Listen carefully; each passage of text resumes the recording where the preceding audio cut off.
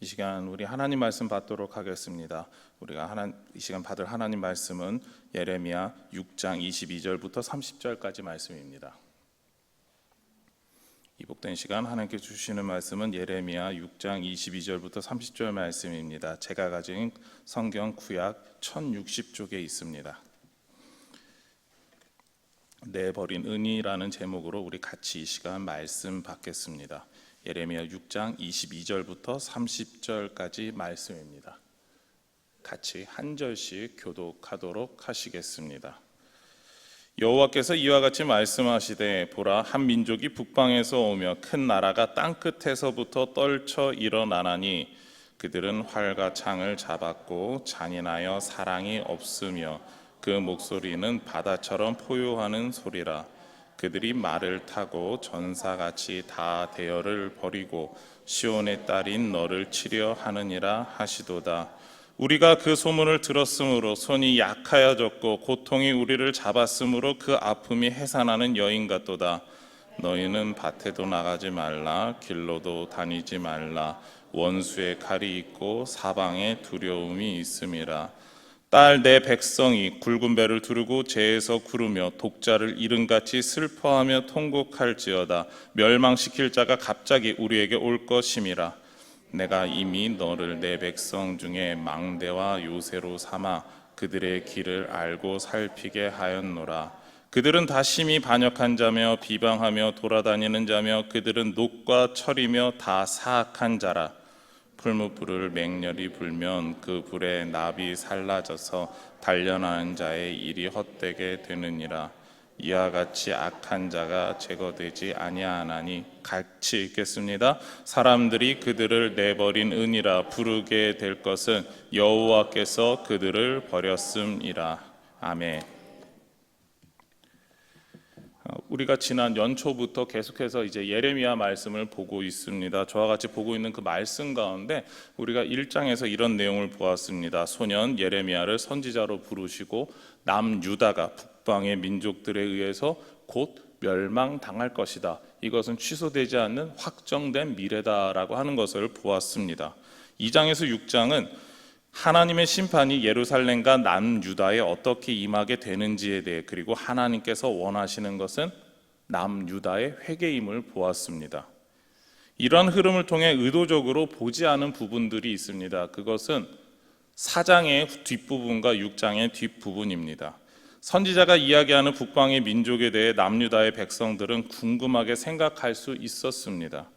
그것은 북이스라엘이 북방 민족의 하나인 아수르 제국에 의해서 이미 멸망했기 때문인 것이죠. 그리고 지금 남유다는 종교개혁이 진행 중에 있다라고 하지만 불안한 요인이 많았습니다. 하나님께로 돌아오라고 하지만 그들은 하나님께로 온전히 돌아가지 못하는 마음을 가진 사람들이었고, 그런 상황에서 자신의 상황을 아닌 이 사람들이 생각할 때 멸망이라고 하는 그 단어는, 그리고 그것이 다가온다라고 하는 것은 그렇게 반갑지 않은 현실이었습니다. 예레미야 선지자는 결혼할 나이가 지나면서부터 북방의 민족이 누구냐? 바로 신흥제국 바벨론이다라고 하는 것을 이야기하기 시작했습니다. 그때까지는 단지 북방의 어느 민족, 한 민족, 북방 민족이라는 표현으로 다시 쓰게 됩니다. 하나님께서 예레미야 선지자를 통해서 그제서야 이야기하시게 된 거죠. 2장에서 6장은 북방 민족에 대해서 바벨론에 의해서 멸망할 것이다 라고 하는 것을 미리 예언하고 있는 부분에 속하고 있습니다. 특히 제가 의도적으로 보지 않았던 4장의 후반부 그리고 6장의 후반부의 모습은 이러한 멸망의 모습을 기록하고 있는 내용입니다. 4장의 후반부에서는 창세기 1장의 창조의 모습과 비교하면서 그것을 표현하고 있습니다. 우리가 잠깐 도표 하나를 보시겠는데요. 이곳을 보게 되면 창조와 비교하게 되었다라고 하면서 창세기 1장과 예레미야 4장 그 내용을 비교하고 있습니다. 창세기 1장에서 혼돈과 공허가 나오고 똑같이 예레미야 4장에서도 마찬가지입니다. 빛이 나오고 마찬가지죠. 하늘도 나오고 땅도 나오고 새도 나오고 사람도 나옵니다. 그런데 그 순서가 일정치 않고 서로 약간 다르다라고 하는 것을 보게 됩니다. 그러나 이 마지막에 있는 가장 중요한 표현이죠. 하나님의 평가는 어떠했는가? 창세기에서는 하나님께서 보시기에 좋았더라. 사람 창조하시고 나선 보시기에 심히 좋았더라라고 평가하셨지만 예레미야서에서는 뭐라고 평가하십니까? 그곳이 황무지가 되었다라는 것입니다. 하나님께서 창조하셔서 풍성한 은혜를 누려야 되는 그곳이 이제는 황폐하게 되었다라는 것이죠.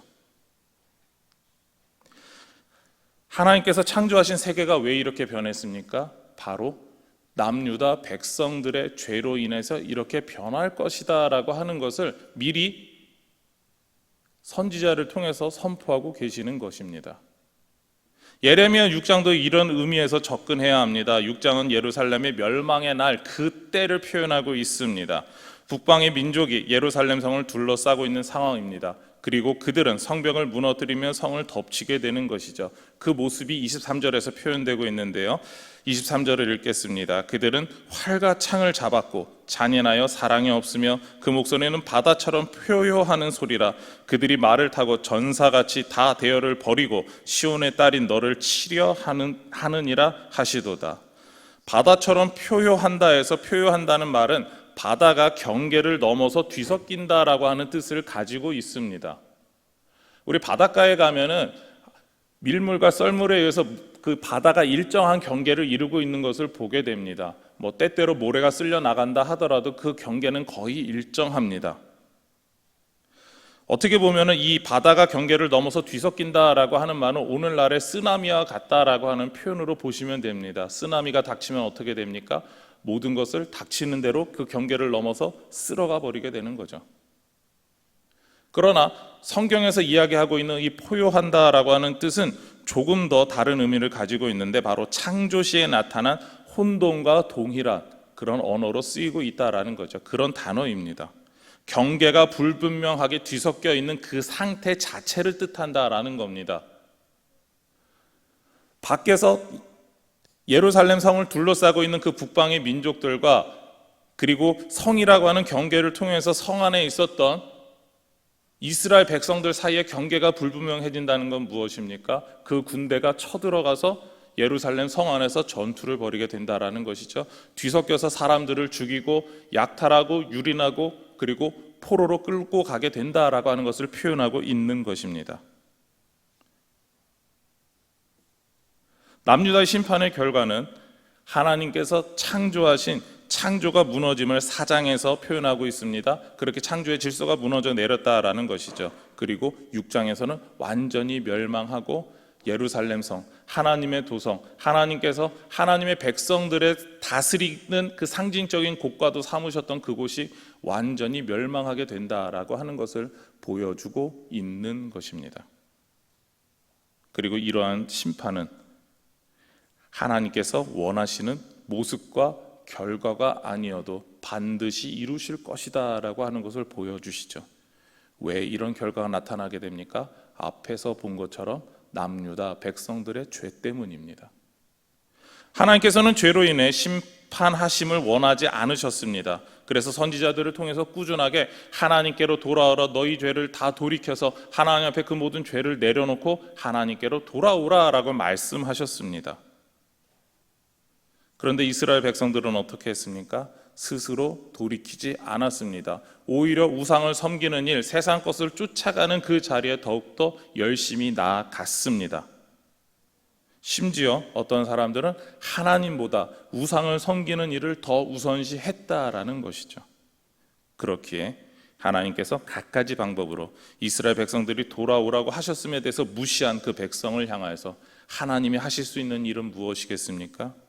심판하신다라는 것이죠. 그리고 그 모습의 결과에 대해서 30절과 같이 이야기할 수가 있습니다. 사람들이 그들을 내버린 은이라 부르게 될 것은 여호와께서 그들을 버렸습니다. 하나님께서 그들을 버렸다라고 표현합니다. 내버린 은이다라고 하는 이 표현을 사용하고 있는데, 내버린 은이라고 하는 이 표현은 언약의 신실한 하나님께서 언약에 따라 이스라엘 백성들을 심판하시는 그런 단어입니다. 하나님께서 어떠한 방법을 사용해도 되살릴 수 없는 백성이었기에 이방 민족에게 심판을 당하게 함으로 그들을 버리셨다라고 하는 것이죠. 우리는 하나님께서 이스라엘 백성을 버리셨다는 선지자의 예언에서 무언가 마음에 들지 않는 뭔가 약간 거북함을 발견하게 됩니다. 그것은 언약을 반드시 지키시는 하나님께서도 전지전능한 하나님께서도 이스라엘 백성의 상태를 왜 돌릴 수 없는가라고 하는 의문을 우리에게 주기 때문입니다. 왜 하나님이 능력이 있고 모든 것을 창조하신 그분이 죄를 짓는 그 백성들을 그 상태에서 되돌리지 못하셨는가? 그리고 그들을 왜 기어코 버리셔야만 됐는가? 이 두 가지 의문이 우리에게 주고 있다라는 것이죠. 어쩌면 이런 왜 백성들을 돌릴 수 없는가라고 하는 것이 우리의 근본적인 질문이 될 것입니다. 그리고 이 질문은 오늘 현대를 살아가고 있는 저와 여러분에게 가장 필수적인 질문이기도 합니다. 그것은 하나님께서 죄인들을 회개하게 하시고 하나님의 백성으로 부르심에 있어서 능력이 부족하다는 말로도 대치할 수 있기 때문에 그렇습니다. 그들을 하나님께서 되돌리지 못하셨는데, 이미 하나님 백성으로 살던 그들을 되돌리지 못하셨는데 오늘날 하나님을 모르는 사람을 하나님 믿게 하실 수 있을까? 그런 능력이 있을까? 그런 의문을 가질 수 있게 한다라는 것이죠. 동시에 하나님께서 하나님의 백성이 하나님의 뜻대로 행하지 못하고 하나님을 떠났을 때에 다시 그들을 불러들이시는 그런 능력이 부족함을 보여주는 표현이기도 합니다. 그래서 하나님께서 더 이상 되돌릴 수 없기 때문에 내버린다라는 것이죠. 죄인들을 회개하는 능력, 그리고 하나님을 떠난 자녀가 돌아오게 하는 능력, 이 두 가지 능력은 우리의 구원과 관련되어 있는 능력입니다. 그런데 오늘 말씀에서 어떠합니까? 하나님께서 이러한 능력이 부족하거나 거의 없다라는 것처럼 느껴지게 하는 표현이 30절 말씀이다라는 것이죠. 그렇습니다. 우리가 예레미야 6장 30절의 말씀이 상당히 거북한 이유가 있습니다. 그것은 하나님께서 우리의 구원의 문제의 해결책을 제시할 수 없는 분으로 나타나고 있기 때문에 그렇습니다. 여러분, 이 말이 믿어지십니까? 이 말에 동의하십니까? 아니요, 우린 동의할 수가 없습니다. 그렇기 때문에 이 말이 도대체 왜 선지자가 하고 있는 선포인가에 대해서 우린 고민할 수밖에 없다라는 것이죠. 그렇다면 우리는 오늘 이 말씀을 어떻게 이해해야 할까요?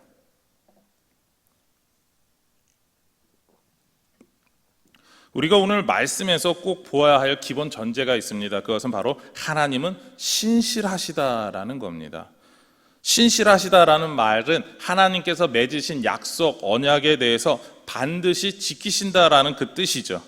어떠한 일이 있어도 반드시 지키신다라는 겁니다. 이것이 지켜지지 않는다면 우리의 구원의 문제는 불확실한 상태에 있다라고 말할 것입니다. 예수 그리스도를 보내주시겠다라고 했던 하나님의 약속도 불확실한 것이었을 것입니다. 그리고 예수 그리스도를 통해 주어지는 구원이 누구라도 흔들 수 있는 구원, 취소될 수 있는 구원이 됩니다. 약속을 지키지 못하시는데 그 구원의 약속도, 그 언약도 지켜질 수 있을까? 우리는 그런 의문을 가질 수밖에 없다라는 것이죠. 그렇습니다. 하나님께서 신실하시다라고 하는 것은 우리의 모든 신앙생활, 특히 우리의 모든 신앙생활의 이 가장 중점이 되는 구원의 문제의 핵심적인 이야기이기도 합니다. 그런데 오늘 말씀에서는 이 신실함이 깨진 것처럼 보인다라는 거죠. 그렇게 우리는 왜 하나님께서 이스라엘 백성을 버리셨는가에 대해서 고민해야 하고, 그리고 왜 내버린 은처럼 이렇게 포기하셨는가에 대해서 보고자 합니다.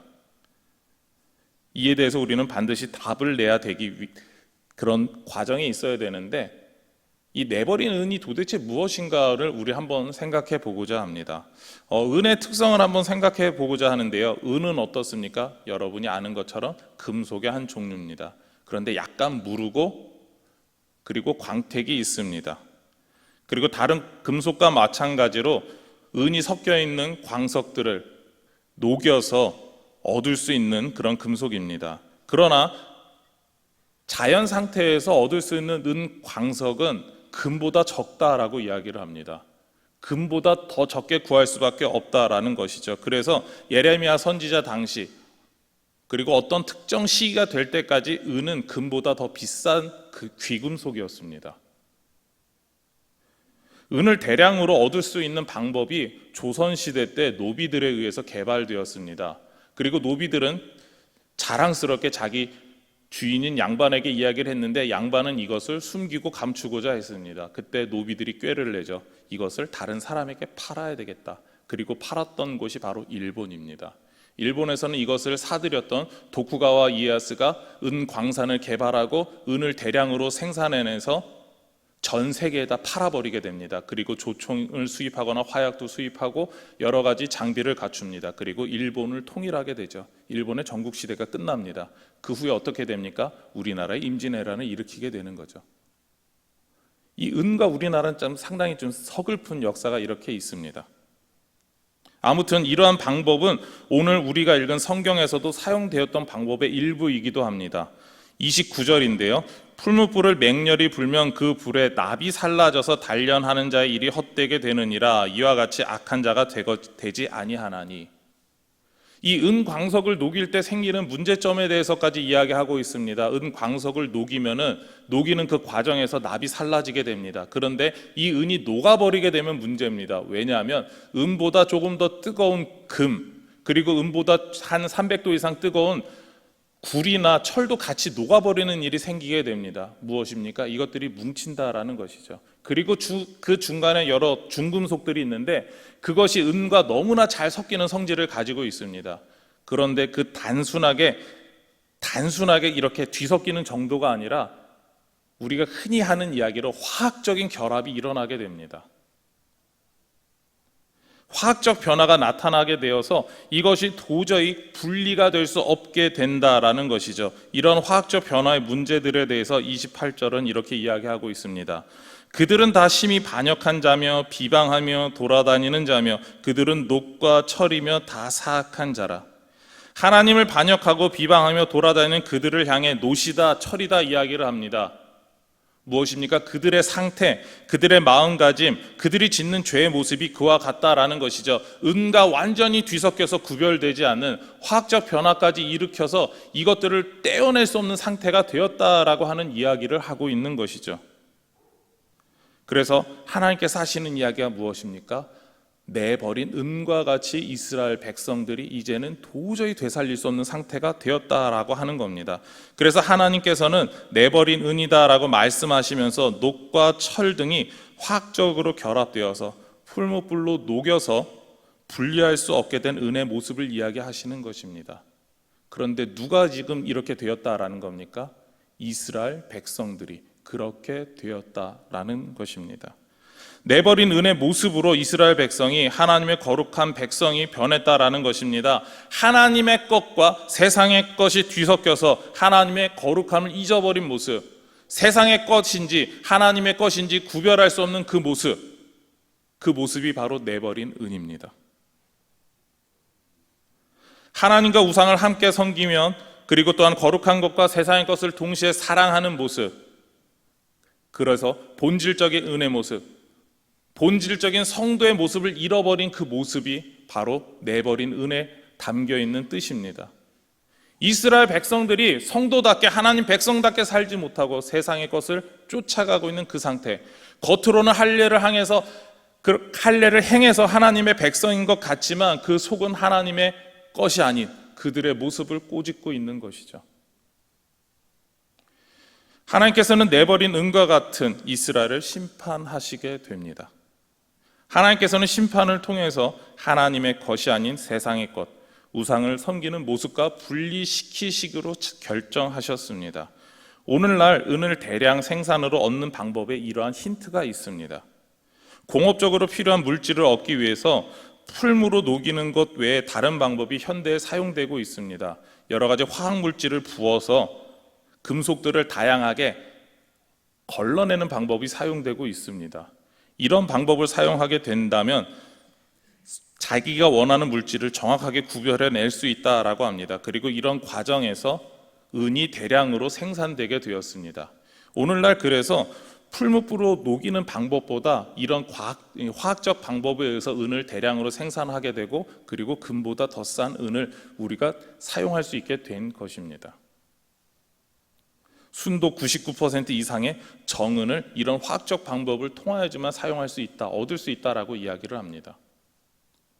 하나님께서는 화학 물질을 사용해서 녹이는 그런 광석을 녹이는 특수한 방법으로 그 유사하게 세상의 것과 이스라엘 백성들을 구별시키기로 결정하셨다라는 것이죠. 그것이 하나님의 심판을 통해서 이스라엘 백성이 바벨론의 포로로 끌려가게 된 이유인 것입니다. 세상의 것과 혼합된 이스라엘 백성들의 영적인 상태를 다시 순수한 하나님의 백성으로 만들기 위한, 순수한 은과 같은 그 상태로 만들기 위한 하나님의 방법이었다라는 것이죠. 선지자는 이것을 하나님으로부터 미리 듣고 있었고 그것을 선포합니다. 그러나 사람들의 반응은 어떠했을까요? 왜 하나님이 우리를 버리시냐? 왜 하나님께서 우리를 심판하시냐? 우리는 받아들일 수 없다라고 이야기를 하게 되는 것입니다. 과거에 불로 녹이는 방법이 아닌 방법이죠. 이방 민족들이 침공하고 억압했던 방법이 아니다라는 것입니다. 하나님께서 약속하셨던, 그곳에서 영원히 살게 될 것이다, 아브라함을 통해서 약속하셨던 그 약속이 깨어지게 됩니다. 그래서 적과 꿀이 흐르는 땅에서 쫓겨나고 포로로 끌려가게 되시죠. 하나님께서 계속해서 지켜주시겠다라고 했던 그 약속이 깨지게 됩니다. 왜 그렇습니까? 죄 때문에 그렇다라는 것이죠. 그래서 30절 말씀을 다시 한번 읽도록 하겠습니다. 사람들이 그들을 내버린 은이라 부르게 될 것은 여호와께서 그들을 버렸음이라. 하나님께서 약속하셨던 대로 지킬 수 없고 하나님께서 언약을 맺은 대로 할 수가 없었습니다. 왜 그렇습니까? 그들을 회복시키기 위해서는 그 약속을 깨야 되는 상황이 왔다라는 것이죠. 그렇기 때문에 우리는 하나님께서 이스라엘 백성과 맺은 언약을 신실하게 지키시지 않는구나라고 하는 그런 표면적인 모습을 보게 되는 것입니다. 실제는 어떠합니까? 오히려 하나님의 백성으로 회복시키는 과정입니다. 하나님의 백성다운 모습으로서 하나님께서 허락하여 주신 그 땅, 가나안 땅에서 살게 하시고 하나님의 백성다운 모습으로 그 모습을 지키며 살 수 있게 하기 위해서 하나님께서 베푸는 능력입니다. 그리고 이 놀라운 하나님의 역사를 우리는 은혜라고 부르는 것이죠. 하나님께서 우리에게 은혜를 주시기 위해서 겉으로 보기에 하나님의 신실하심이 깨지는 것처럼 보여주신다라는 겁니다. 이것이 오늘날 말씀, 우리가 읽었던 그 말씀에서 나타나고 있습니다. 그러기에 예레미야 선지자가 말하는 예루살렘의 멸망과 포로로 끌려가야 되는 그 시대는 하나님께서 주시는 절망이 아닙니다. 하나님께서 주시는 은혜인 것입니다. 하나님께서 이렇게 회복을 위해 사용하실 방법을 이미 이사야 선지자를 통해서 약속하셨죠. 바로 그루터기의 약속입니다. 이사야서 6장 13절을 보게 되면 그 중에 10분의 1이 아직 남아 있을지라도 이것도 황폐하게 될 것이나 밤나무와 상수리 나무가 배임을 당하여도 그 그루터기는 남아 있는 것 같이 거룩한 씨가 이 땅의 그루터기니라 하시더라. 하나님께서는 남겨두신다라는 겁니다. 그들이 베어서 그들의 악한 것들, 하나님께서 원하지 않는 모습들을 다 베어 나가서 하나님의 백성답게 모든 것을 잘라내어서 결국 그루터기로 만들어서 그들을 다시 회복시켜 주시겠다라는 것이죠. 그리고 그것이 다시 살아서 하나님의 백성다운 삶을 살게 된다라는 것입니다. 이 약속대로 하나님께서는 이스라엘 백성들에게 능력을 행하게 되시는 거죠. 그리고 오늘날 우리가 받고 있는 말씀은 이사야 선지자가 말한 그 말씀에, 그러니까 예레미야 6장의 이 말씀은 우리가 보한 바로 이사야 선지자의 말씀과 다른 표현인 것입니다. 의미가 다르다는 것이 아니라 다른 관점에서 보고 있는 동일한 내용의 표현이다라는 것이죠. 바로 하나님께서 회복시켜 주신다. 하나님께서 은혜로 더욱 정결한 은이 되게 하신다. 정은이 되게 하신다라는 것입니다. 하나님께서는 내버린 은과 같은 이스라엘 백성들의 신앙을 하나님의 은혜로 회복시켜 주십니다. 이스라엘 백성들이 가지고 있는 하나님의 백성이 가져서는 안 되는 그 모든 것을 반드시 걸러내시고 태워버리시고 떼어버리신다라고 하는 것이죠. 어쩌면 우리의 삶에서 이스라엘 백성들처럼 하나님의 백성으로서 세상과 섞여 사는 성도로서 가져서는 안 되는 삶의 모습이 있을 것입니다. 세상 가운데 거하고 있지만 우리는 세상과 짝해서는 안 되고, 세상 가운데 거하고 있지만 세상 사람들과 똑같은 방식으로 살아갈 수 없습니다. 그런데 우리는 어떻습니까? 그러지 못합니다. 구원받은 성도라면, 백성이라면, 제자라면 자신의 삶을 세상의 것과 구별하여 주님께 온전히 드려야 한다라는 것이죠.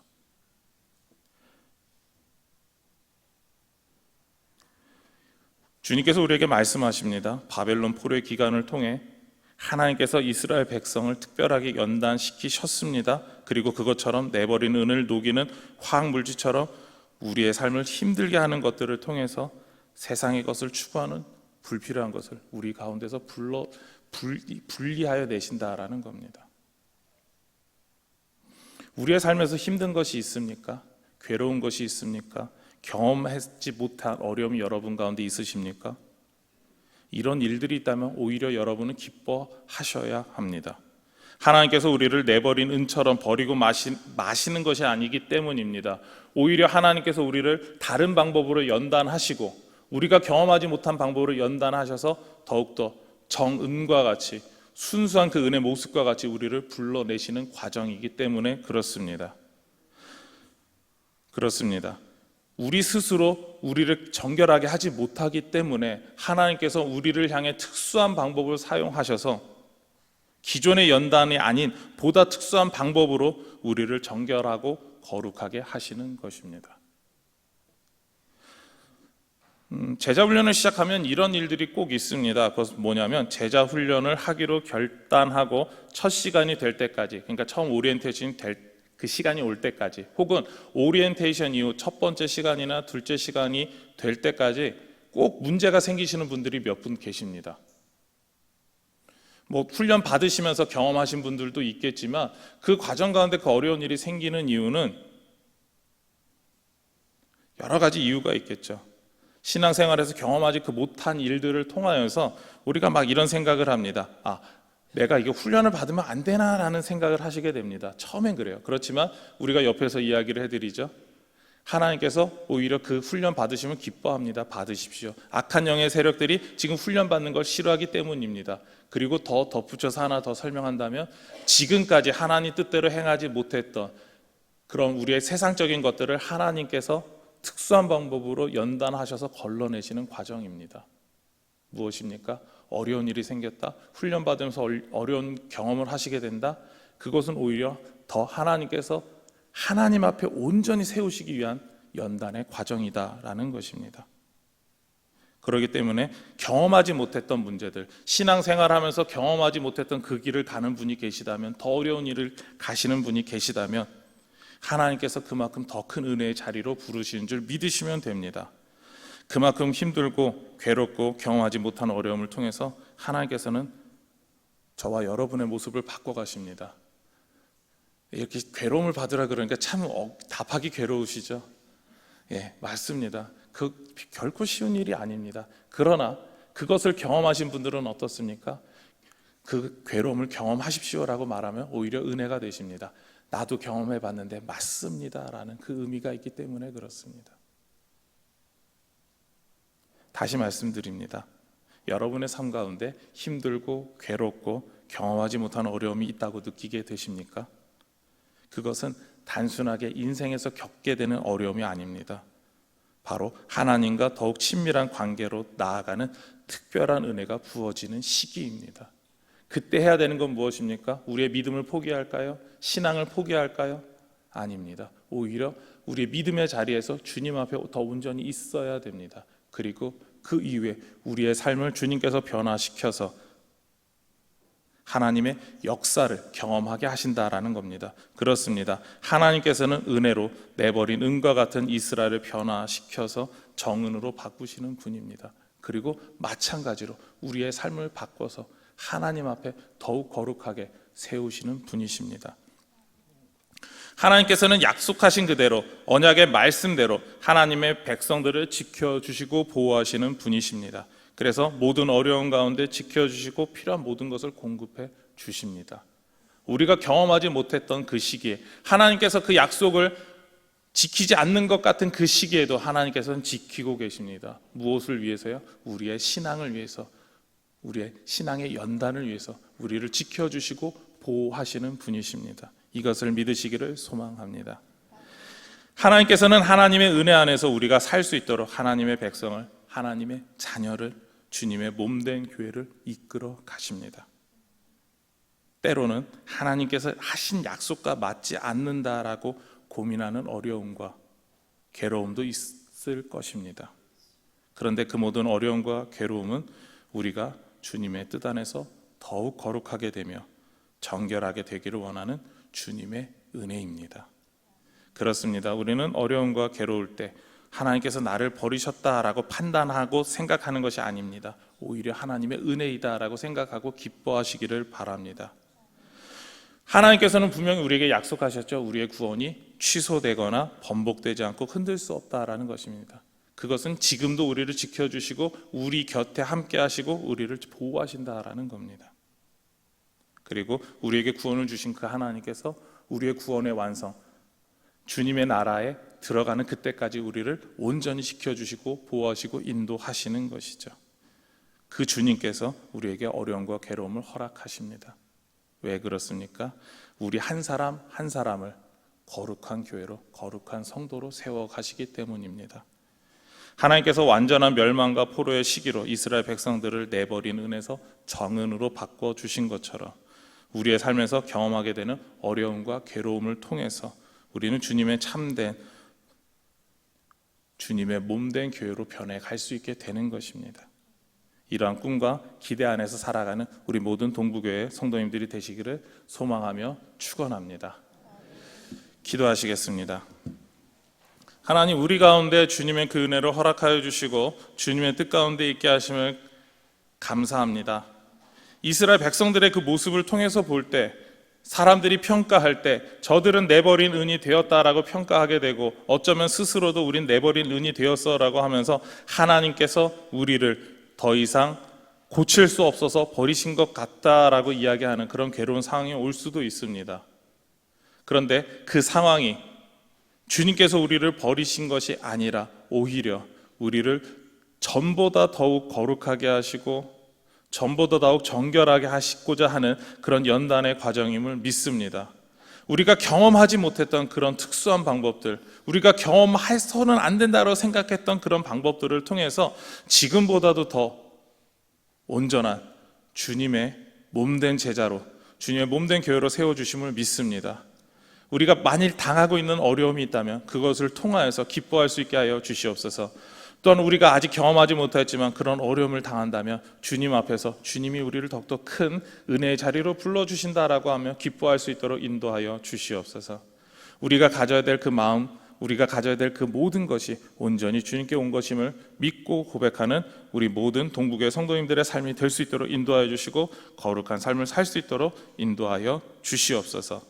이 모든 것 예수님의 이름으로 기도드립니다. 아멘.